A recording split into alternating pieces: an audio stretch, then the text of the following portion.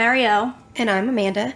And we're the hosts of Homicide Homegirls, a true crime podcast where two best friends discuss true crime cases that they can't stop obsessing over. If you're like us and your guilty pleasure is serial killer documentaries, whodunit mysteries, missing persons cases, and procedural police shows, then do we have a treat for you. Check out the Homicide Homegirls podcast today on Facebook and Instagram. Then subscribe on Apple Podcasts, Spotify, Anchor, or wherever you get your podcasts. Then get ready, because on Wednesdays we talk murder.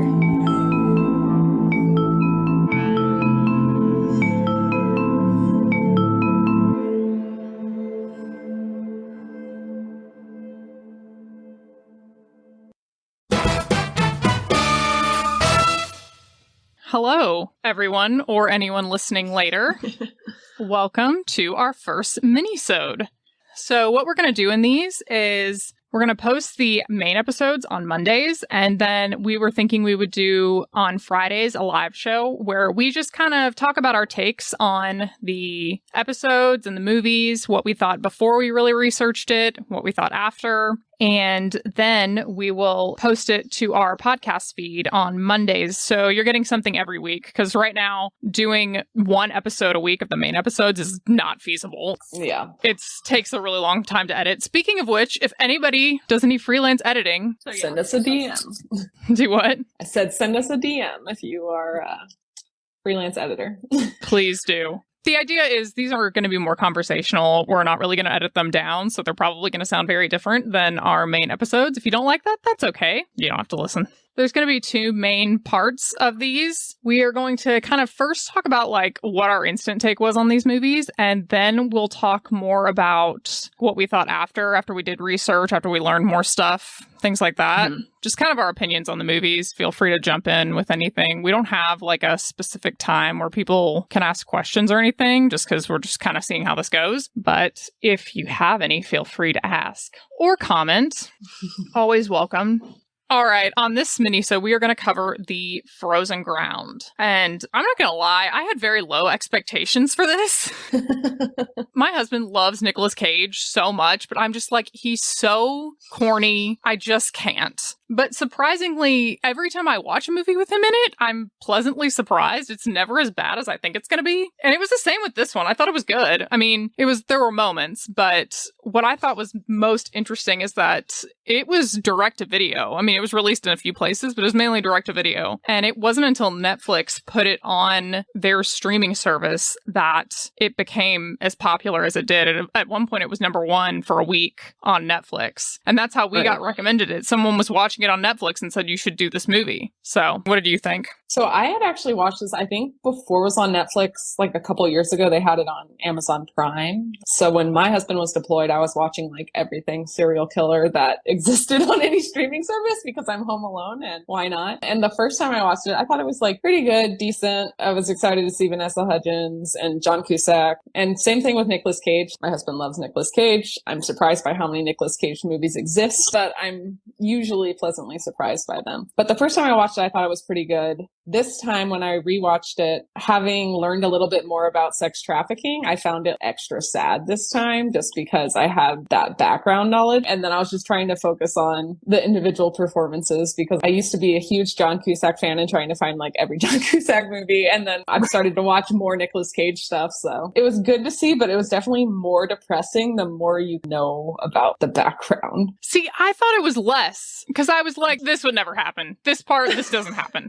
I'm the queen of doing that. I can't watch movies with people because I try to like give them what would really happen and they don't care, which rightfully so.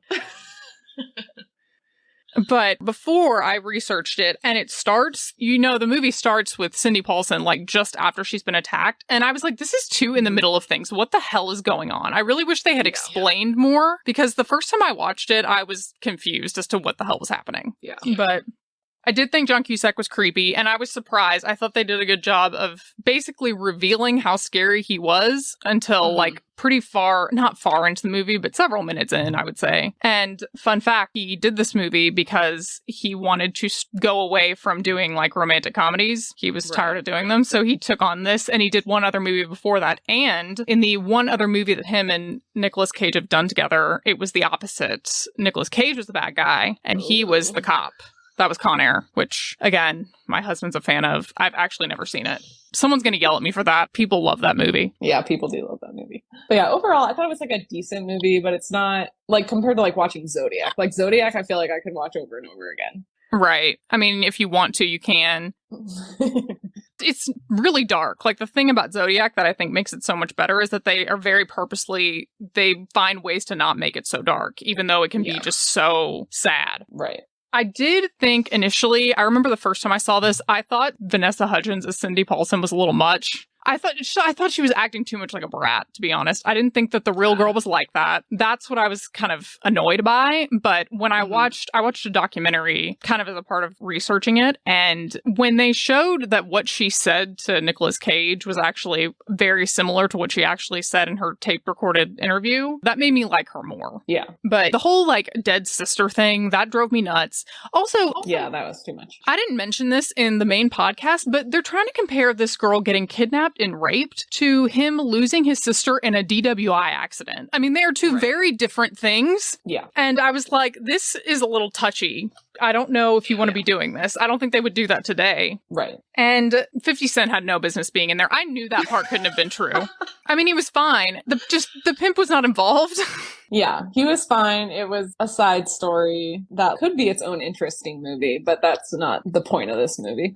But surprisingly, there were a lot of parts that I thought were corny that even critics, they were listing them as things that were not realistic. They were just cliches, and they actually did happen. I mean, in getting into things I found out after I watched it, I saw a review and they were talking about how they have them very blatantly say in the movie, I'm quoting this, that you can't rape a prostitute. And that is actually something that Robert Hansen actually said to the police, and they laughed and agreed with him. That was in the book that I read. So that was shocking. It's crazy. And there are certain things I don't know why they felt the need to do it. I don't know why they felt the need to pretend like he hid a bunch of stuff. Yeah, that was very weird to me. Like, just the extra drama plot line. And then it's weird that they had that subplot, but then he doesn't get rid of everything. He keeps some of the stuff. And it's like, it makes more sense that he never went and tried to get rid of things. Yeah. And then they used, I don't know if you caught on to this, but they basically tried to pretend like Nicolas Cage is basically bluffing, and he goes and follows him to wherever he dumped this stuff in the woods, in the wilderness in Alaska. And when he comes back, he has a bracelet that supposedly belonged to Sue Luna, and she never had a bracelet in real life. And he's trying to say that he found it and they know where he left all this evidence. And that never happened either. Basically, the entire ending interview, it did really good about being realistic until that last interview, and then none of that happened. Yeah, that's frustrating. It's frustrating that Cindy Paulson, the first interview she does with Nicolas Cage, that was based, like you said, almost word for word on what she actually told police. But then for the confession, we don't get the word for word what actually happened when he confessed. I think part of the reason is it was not as intense as what people would think. What was happening was he was set for trial for the kidnapping and rape of Cindy Paulson, and they were basically picking up more and more evidence. During that time, they indicted him on that kidnapping and rape charge, and during the grand jury hearing, which is where you get indicted, they brought in those two alibis, and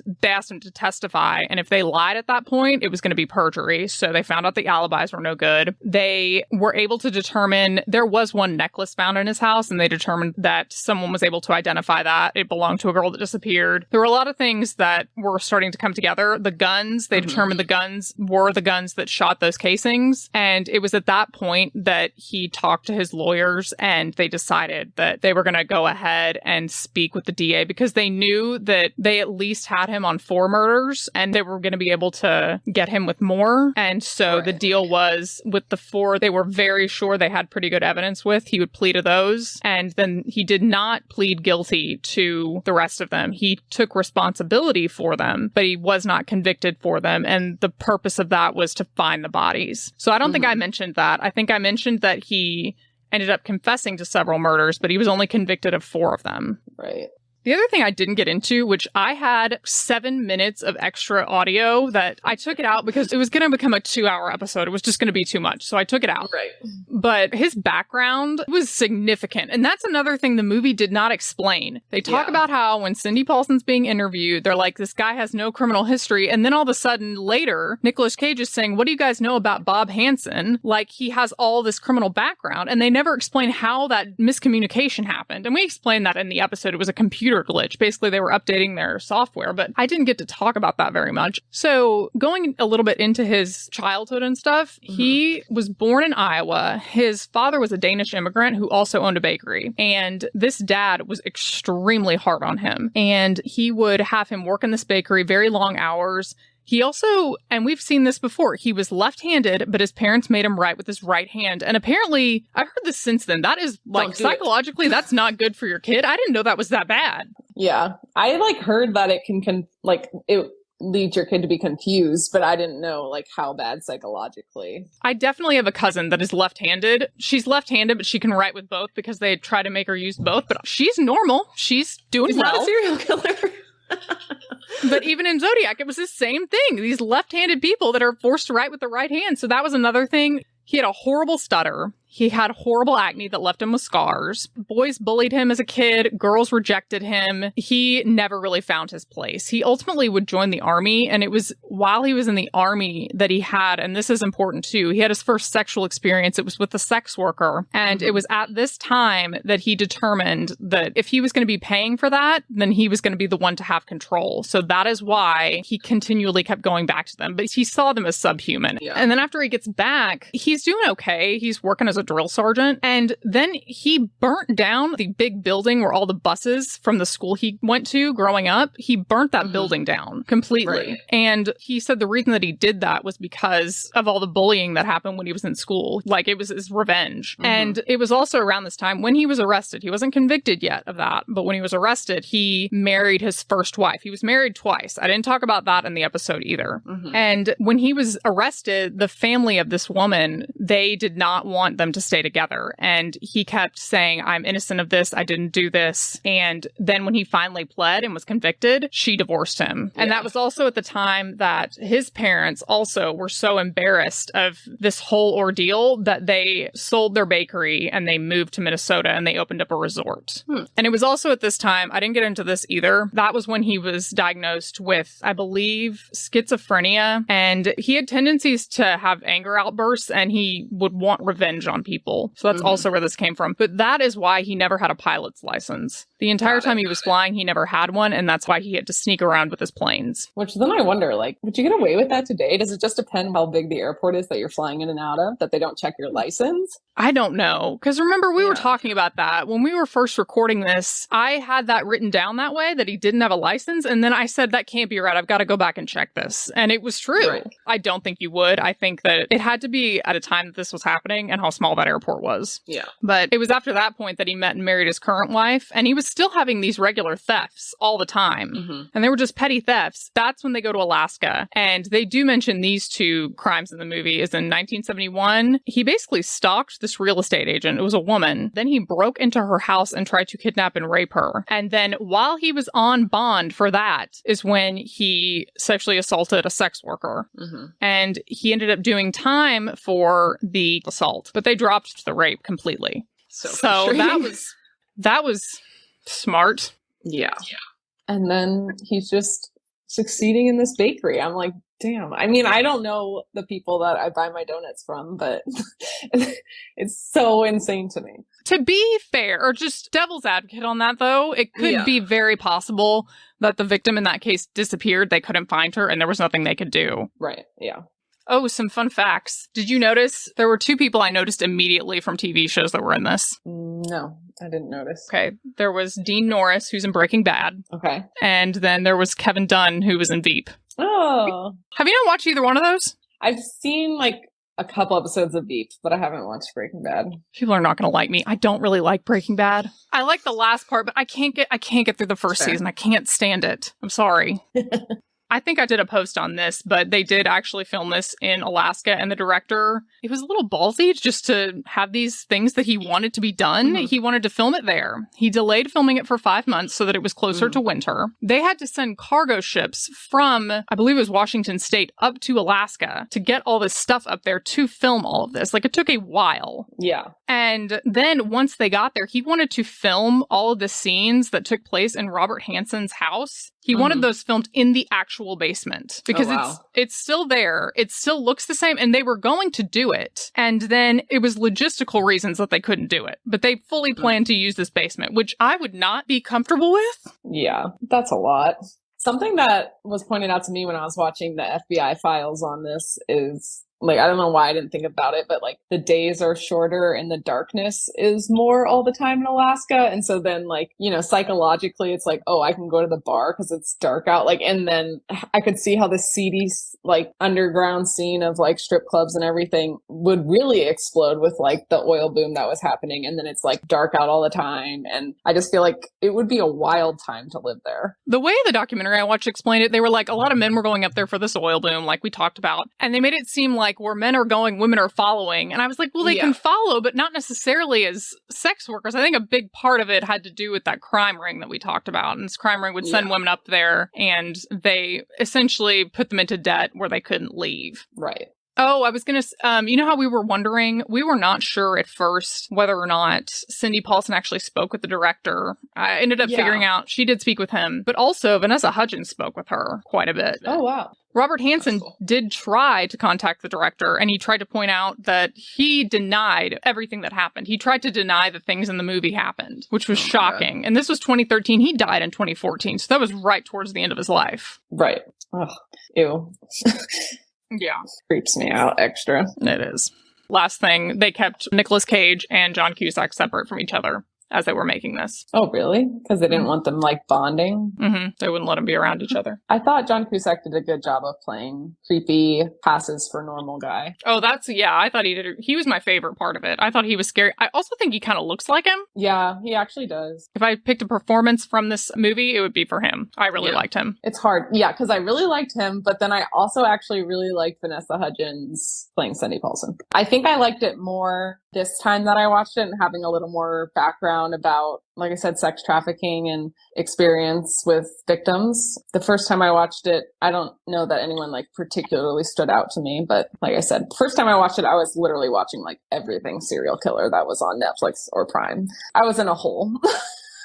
Did you do a lot of prostitution cases? I'm saying that, okay, just to be clear, when you're charged with sex work, where it is illegal, you're charged with prostitution. That's why I'm saying that. But did you do a lot of those cases? I kind of worked on the back end of helping people get it vacated off their record if they were a victim of sex trafficking at the time, and then have this prostitution charge on their record. But when I first started, they had a lot of people coming in with those, but by the end, they weren't really arresting people for them. But I never did anything on the back end. You did a lot of post-conviction stuff, like expunctions and non-disclosure. Okay. I was more on the beforehand. Yeah. So you know the, like, when you're like, that would not happen with the interviews and the processes. I'm like, yeah, Bolton knows.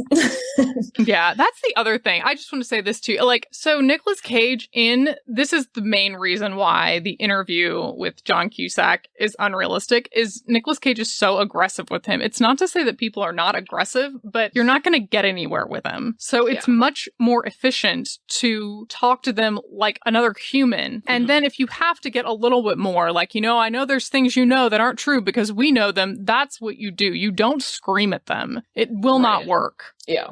I think that's pretty much it. We're hitting about 25 minutes. Thank you so much for coming to our first mini-ep. We'll do more of these and we'll have them a little more organized, kind of see what we're going to do. If you have questions, send them in. We'll answer them. And we have In Cold Blood next week.